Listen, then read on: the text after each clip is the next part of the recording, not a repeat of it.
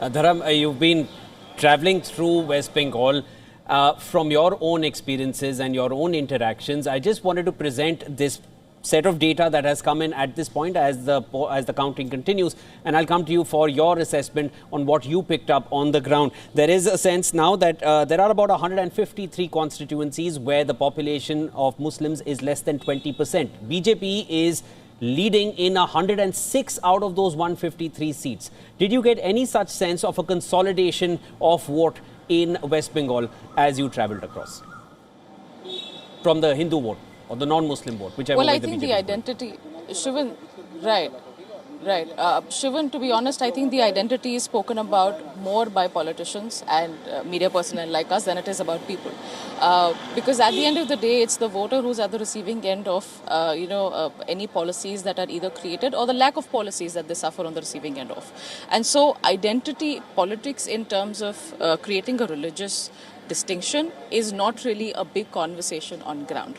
What really is a conversation on ground is ensuring that whoever comes to power, even if we're talking about the Muslim vote in this case, even there are, people in that part of the society across West Bengal who want to see change. So the conversation has primarily been on the lines of either sticking to the status quo and sticking to what they know and identify, or trying out something new and seeing where it takes the state.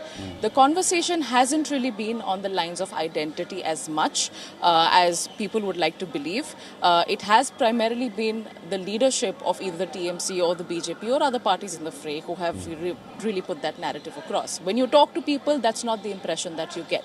So I think there is a big disconnect in terms of how we're looking at the election, in terms of what we see from a political class perspective versus what we see from a voter class perspective.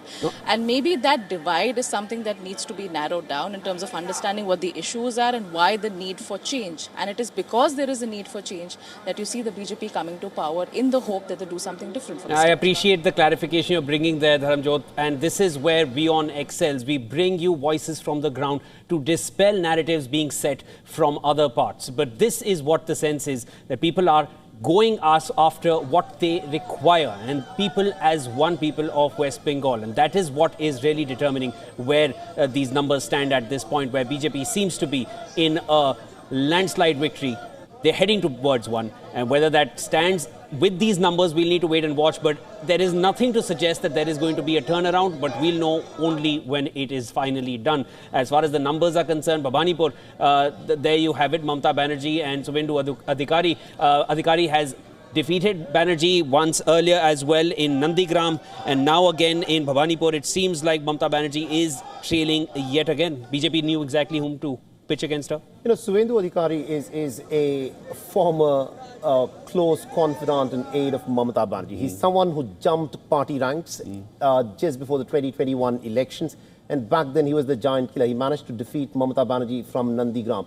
Now, this is where things are very interesting, Shivan. The fact that the Bharatiya Janata Party is able to take these castaways from the TMC, people who jumped ship because they got allegations of corruption against them, they joined the BJP, and then they started winning these elections. Using the TMC castaways, the Bharatiya Janata Party is able to shake up what is possibly the biggest political force in Bengal at the moment. The fact that Mamata Banerjee is fighting to save her turf and is probably looking in all ways, through all means, that she may not come out on top this time round, clearly points that the wind in Bengal has shifted. Not even the height of the Modi wave was Bengal ready to be swayed. But now, in 2026, 15 years since Mamata Banerjee has been in charge as the chief minister, probably the people of Bengal are looking for a change. And the only other alternative that they saw in front of them was the Bharatiya Janata Party, which has collected all these castaways. They've been making inroads. They have been making inroads. And but you should also look at what does the BJP have to offer the people of Bengal. I mean, what is it that they are promising? Because the BJP, when they campaign in the North Indian states, they have a certain set agenda.